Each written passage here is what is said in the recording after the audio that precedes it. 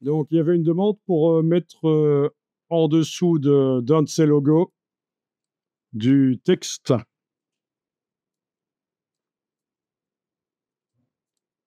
pour faire un baseline, l'espèce de slogan de la marque. Ah, c'est détente, ça serait. Pourquoi pas? Donc, faire un logo directement dans Illustrator, c'est possible, mais il faut être extrêmement doué. Même les plus grands graphistes ne le font pas. Comment est-ce qu'on fait un logo? D'abord, on rencontre le client, on va voir sur place l'entreprise, les outils utilisés. Rentrer chez soi, on écrit des mots qui nous passent par la tête par rapport à ce qu'on a vu. Peut-être qu'un des outils utilisés va pouvoir être la base du logo. Donc, il y aura du storytelling dans le logo. Quand je parle d'outils, ça peut être informatique ou un outil tangible. Il y aura du storytelling, c'est-à-dire un bon logo, c'est un logo où il y a une histoire dedans. Donc, on va commencer par écrire des mots, puis on va faire des petits croquis dans un cahier. On va feuilleter des bouquins. Ah, je pourrais vous en amener d'ailleurs. Il faudrait que je vous amène les bouquins. Avec des logos de base, vraiment des formes de base. Ça peut donner des idées. Puis, on va, à un certain moment, une fois qu'on a fait plusieurs idées et qu'on les a développées un peu sur papier, mais vraiment crayonnées rapidement, pas au propre, on va passer dans Illustrator. Et sur base de ce qu'on a fait sur le papier, on va vraiment, comme un cochon, pas proprement, superposer les formes, jouer avec des formes superposées, faire des logos. On va aller plus loin que ce qu'on a fait sur papier. Une fois qu'on a décidé du logo final, on le met au propre. On appelle ça la mise au propre, c'est-à-dire qu'on fait un vrai logo construit correctement, vectoriellement, quelque chose d'exploitable. Mais vraiment, on utilise Illustrator au départ comme un outil, comme si c'était des papiers découpés. On s'en occupe pas trop que ce soit correct ce qu'on fait dans Illustrator. Donc, quand je vous parle de livres qui peuvent servir d'inspiration, voilà, par exemple, celui-là, qui a été réédité beaucoup de fois. 49 €. Ah tiens, je l'avais payé moins cher, je pense. Il devait être avec une meilleure promo. Mais bon, peu importe, vous le trouvez aussi d'occasion. Bon. Donc ça peut être intéressant. Avec à l'intérieur des formes de base, comme vous voyez.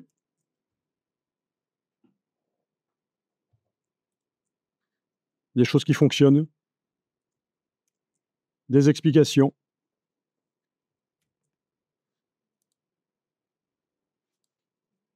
Là aussi, quand vous avez un client qui vous ennuie à faire le graphiste à votre place, vous pouvez lui dire, mais nous sommes basés sur ces formes-là dans ce livre. Il y en a un qui est très épais. En plus, il est très épais, il peut servir à assommer le client s'il faut. Je ne sais pas lequel c'est, mais ça doit être celui-là qui est le plus épais. Combien est-ce qu'il fait de pages? Enfin bon, voilà, je ne vous dis pas d'assommer le client. Il faut l'assommer intellectuellement. Enfin, celui-là. Ah, c'est celui-là le plus gros. Et pourtant, c'est le moins cher des deux. Voilà.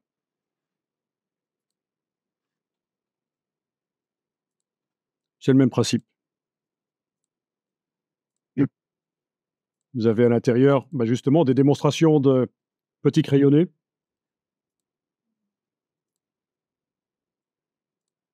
Et puis des exemples, comme l'autre, en crayonné. Donc voilà 2 maîtres achats en matière de logo. Il y en a d'autres, comme vous voyez, ils proposent d'acheter d'autres choses. Mais bon. On a acheté les plus beaux. Oui, oui, oui, tout à fait. Mais même si tu es un bon designer, mais même pas, hein, à notre époque, on peut faire du print on demand et tu peux, n'importe qui sur YouTube ou ailleurs s'improvise quelque part graphic designer senior. Donc, après 5 ou 10 ans, on est senior. Donc, on peut tenter de vendre à la pièce nos explications, nos recettes à nous, hein, éventuellement, oui, dans des livres.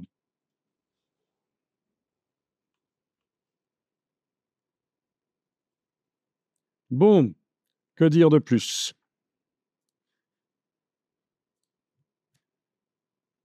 Bon, là, je suis sur mon LinkedIn. Ah tiens, j'ai une liste d'une trentaine ou une cinquantaine de choses intéressantes à suivre sur LinkedIn. Vous allez la voir, si ce n'est pas déjà sur le serveur. Donc ça, c'est mon LinkedIn. Vous voyez à quoi ça ressemble. Du packaging. Donc ça, c'est mon fil d'actualité. Donc je reçois, ça, je n'ai jamais vu, hein, je viens de le découvrir. Lui, c'est un de ceux qui, en packaging et en design, postent des choses les plus intéressantes. Mais vous l'aurez dans la liste, ne vous en faites pas. Donc, vous voyez un peu tout ce qu'il y a. Normalement, il n'y a pas de chaton, il n'y a pas de lama, il y a que des choses sur le graphisme, quoi. Donc, vraiment, les réseaux sociaux, c'est le pire et le meilleur. On peut l'utiliser de manière quand même relativement intelligente pour se tenir au courant des tendances et de ce qui se passe. Voilà. Donc, tout ça, c'est pour vous montrer que c'est possible de les utiliser de manière intelligente. Mais je pourrais vous montrer aussi mon Facebook. Mais c'est du même acabit, en fait. Hein. Un peu plus créatif, le Facebook, quand même, un peu moins coincé. Peut-être même trop peu coincé, ça pourrait choquer certains, parce qu'il y a des groupes qui postent des choses faites par intelligence artificielle et qui sont un peu avant-gardistes. Voilà. Des images un peu surprenantes. OK, donc ici, voyons un peu. Ici, je vais tenter d'aller sur le learning. Voilà. Le learning de LinkedIn. Ça donne des formations de base intéressantes, mais pour aller très loin dans une matière très pointue, ce n'est pas l'idéal. Ça survole un peu quand même le sujet. Il y a plein de plateformes payantes ou gratuites où vous avez des choses intéressantes. Bon, c'est disponible en plein de langues. C'est réglable, allemand, français, anglais, etc. Ici, je vais aller voir une vidéo de Aaron Drappling. Donc, c'est une vidéo que je trouve très intéressante, qui montre justement le processus de création d'un logo. Donc, vous allez voir que dans la vidéo, parce que je vais vous la montrer, dans la vidéo, donc vous n'y aurez pas accès, sauf si vous avez un LinkedIn professionnel, c'est payant. Donc, c'est une trentaine d'euros mensuels et ça vous donne accès non seulement à plein de fonctionnalités LinkedIn pour réseauter, mais en plus toutes les formations LinkedIn. Donc, à voir si c'est intéressant ou pas. Mais franchement, sur YouTube, il y a plein de choses gratuites intéressantes. Et autre chose que YouTube aussi. Hein. Donc, mais voilà, il va vous montrer en 15 minutes la conception d'un logo et je trouve ça assez intéressant. Donc, il va démarrer d'un logo pour une entreprise fictive. Pour la démonstration, il va prendre une entreprise fictive de béton. Voilà. Et puis, vous allez voir les processus.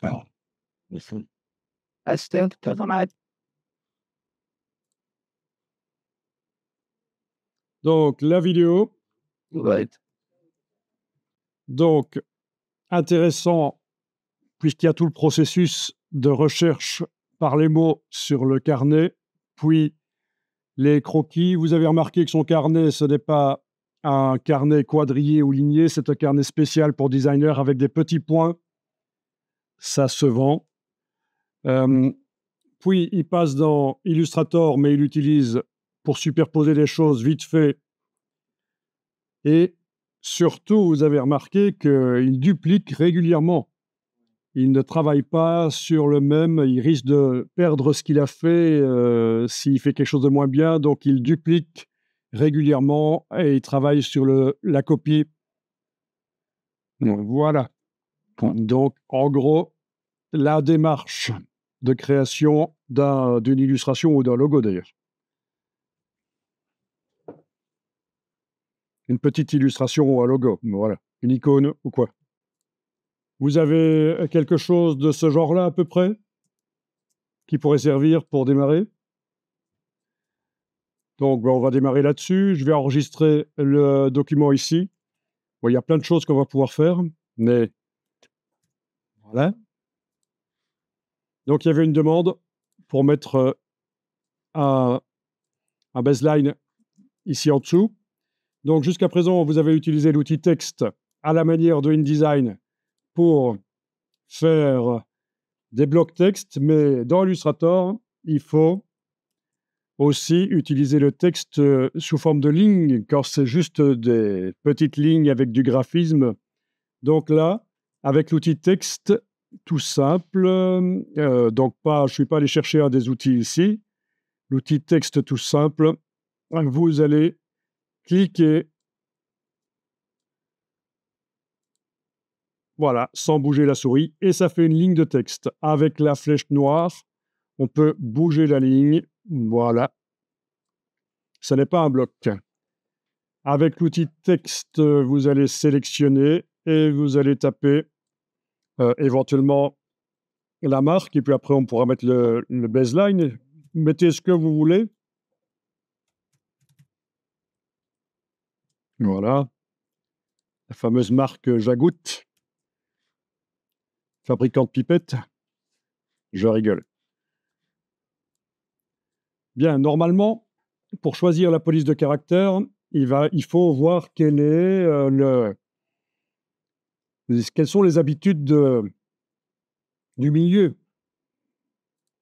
Donc, imaginons, dans mon cas, je ne sais pas, que ce soit pour un constructeur automobile de voitures de sport ou quoi, des courses automobiles, je vais aller voir un peu à quoi ça ressemble, dans mon cas, les logos pour la course automobile. Bon, on voit qu'il y en a qui tombent tout de suite dans le déjà vu et revu. Hein. Des silhouettes de voitures. Mais bon. Donc, visiblement, on a quand même du texte qui est penché pour la vitesse, systématiquement. Est-ce que c'est du texte qui était en italique au départ ou est-ce qu'il a été penché? Je pense qu'il a plutôt été penché par la suite. Voilà, donc c'est juste un exemple. Bon, ça a l'air d'être systématique quand même, hein, avec un petit empattement. Donc, on est entre la police empattement et la police bâton, visiblement, la plupart du temps.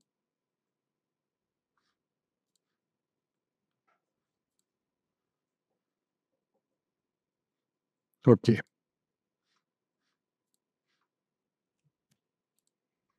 Vous pouvez prendre ce que vous voulez comme sujet. Je montre juste qu'avant de choisir une police, j'irai quand même voir ce qu'il existe et puis j'irai voir ce que j'ai dans ma typothèque déjà installée. J'irai voir sur fonts.adobe.com, j'irai voir sur Google Fonts pour trouver une police qui convient. Mais bon, ici, voilà, vous avez la logique. Donc ici, je vais juste agrandir le texte et je vais le faire. Oui, on pourrait le faire avec l'outil texte enclenché, sélectionner le texte et aller jouer sur la taille du caractère ici. C'est une solution. On a également la palette caractère. Donc vous avez la palette caractère dans menu fenêtre à différents endroits en fait. Hein. Fenêtre texte caractère, donc elle est déjà présente quelque part là, elle était cachée par les autres. Donc CTRL T, c'est le raccourci, commande T, voilà. Et autre solution bien sûr pour modifier la taille de la police, l'outil de transformation manuelle avec la touche Shift pendant que je prends une poignée du coin. Voilà.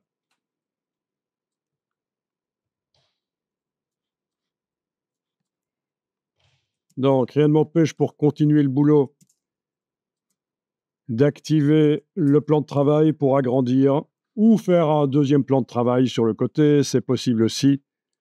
À l'exportation, on a le choix du plan de travail qu'on exporte, tous ou quand on enregistre le PDF ou quoi, ou le document, tous ou certains, donc ils portent des numéros, les plans de travail. On les voit quand avec l'outil plan de travail, bien sûr, les numéros sont là.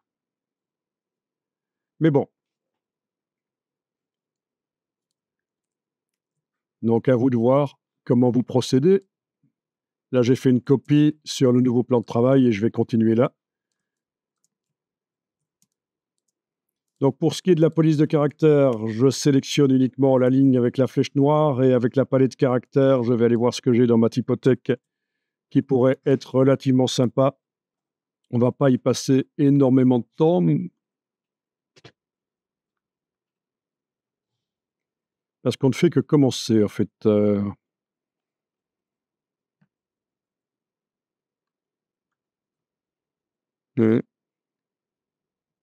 Ça fait un peu technologique années 80. Mais on a vu que dans mon cas, pour les voitures, il fallait du plus épais. On avait beaucoup de majuscules aussi. Beaucoup de logos, c'était tout du majuscule. Donc ça va pas être évident. Ah, ça a l'air déjà pas trop mal. Elle n'existe qu'en majuscule, visiblement, celle-là, la copperplate. Est-ce qu'il y a des variantes? Non. Généralement, des polices graphiques, il n'y a pas vraiment de variante. C'est pas grave. Voilà, vous avez choisi une police. Dans la palette de caractères, n'oubliez pas, on l'avait vu dans InDesign, que ici, il faut passer en optique pour que les espacements entre les caractères se règlent. Si on est en métrique, on risque d'avoir des trous entre certains caractères, donc on passe en optique et ça règle des problèmes. En plus de ça, on a l'espacement. Voilà, l'espacement global entre chaque caractère. Avec la touche Shift, on peut agrandir. Plus vous mettez de l'espacement, plus ça fait classieux. Là, voilà, ça commence à ressembler à un logo de fabricant de montres, par exemple. Donc, c'est typique que les logos, vous avez les marques comme ça, plus on espace, plus ça fait minutieux, haut de gamme.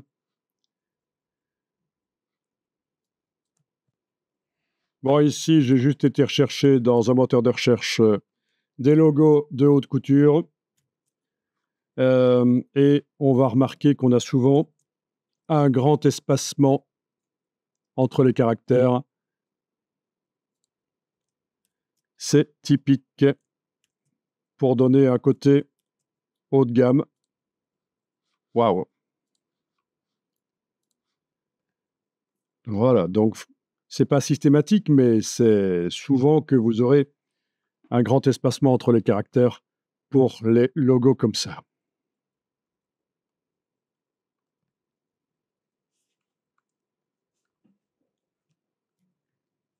Ici, j'ai tapé magasin de mode dans la rue et je vais tomber sur des vitrines avec forcément les espacements assez importants, vraiment plus chez certains que chez d'autres. Ah ben voilà. Voilà. Hermès, avec le logo ici, avec un grand espacement. L'ancienne écriture là. Voilà. Qu'est-ce qu'elle venait faire là, celle-là? On a de tout. Ah, ils ont fait un peu la basse. Ah, oui, oui, on peut aussi faire un logo tassé, c'est tout à fait possible. Ok, je ne vais pas tomber là-dessus.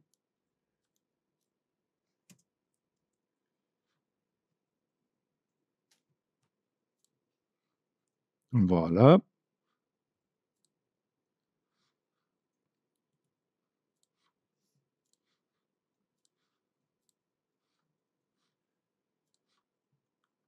Mais donc, ce n'est pas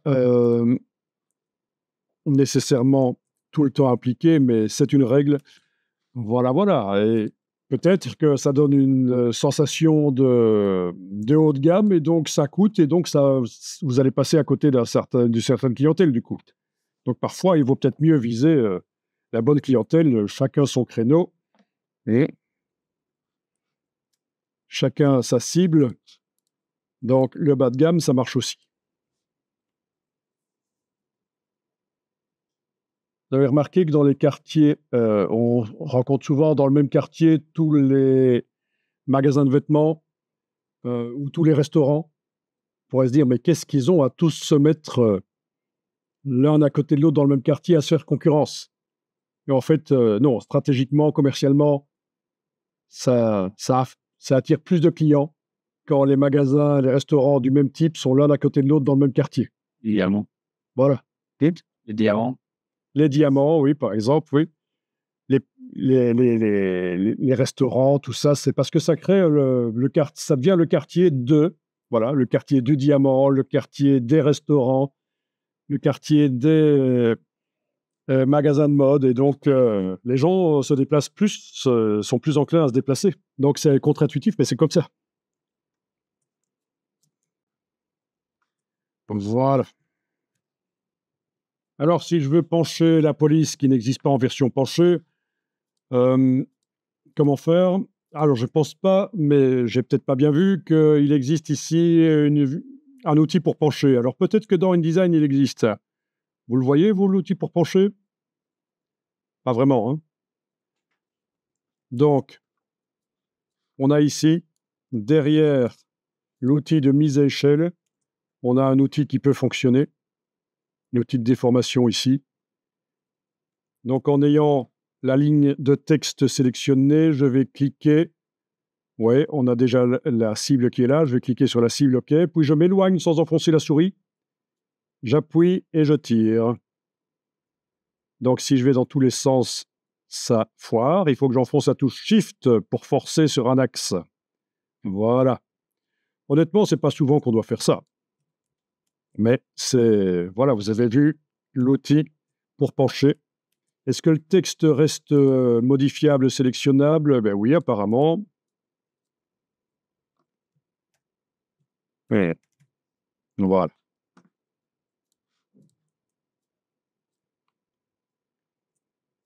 Extraordinaire.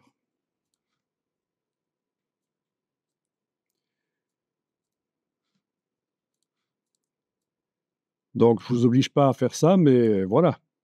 Alors, quand vous déplacez avec la flèche noire, est-ce que vous sentez que ça cale? Vous ne pouvez pas le placer exactement où vous voulez, comme moi, là? C'est un peu foireux.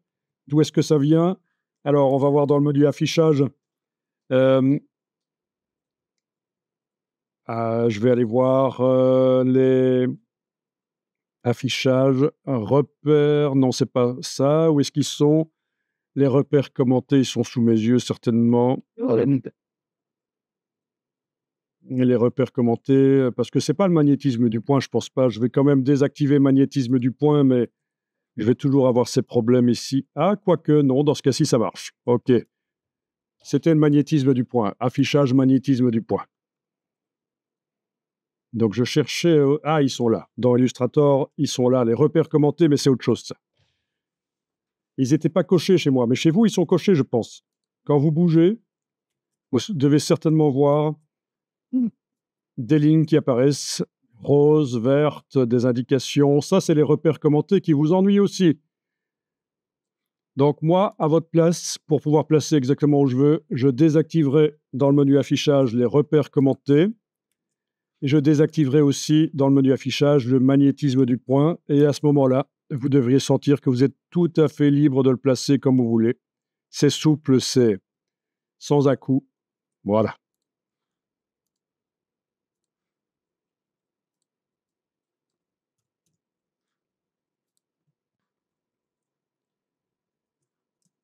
Donc, pour le texte, l'approche optique, toujours, à moins qu'on ait une raison de le faire, mais ce sera rare de faire autrement, de mettre en métrique. Ensuite, il n'est pas interdit avec l'outil texte d'aller cliquer entre deux caractères. On voit entre parenthèses ici ce que Illustrator nous a mis comme approche. C'est entre parenthèses pour indiquer que c'est le résultat d'un calcul, c'est pas vous qui l'avez choisi. Et puis, vous pouvez vous en éloigner, c'est-à-dire commencer à bouger à ça, approcher les caractères ou les éloigner. Avec la touche Shift, ça va encore plus vite. Hein. Voilà.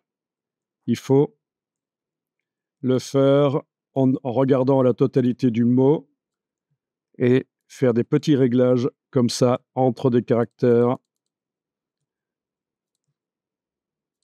comme on le sent, à l'œil. Il y a une astuce pour régler ça. Je vous la montre, mais vous n'allez pas le faire. C'est juste qu'on peut, et là je fais ça sur une copie, j'ai déplacé avec la touche Alt, on peut prendre l'outil de transformation, tourner en enfonçant la touche Shift, comme ça c'est calé sur les axes. Voilà, tourner ça complètement et faire le réglage sur le texte qui est tourné. Et ça permet de passer outre de votre système de lecture des écritures. Vous considérez comme ça davantage ça comme un graphisme. Parce que quand on le voit le mot à l'endroit, vous avez la partie du cerveau qui sert à la lecture qui entre dans le chemin, en fait, de votre travail.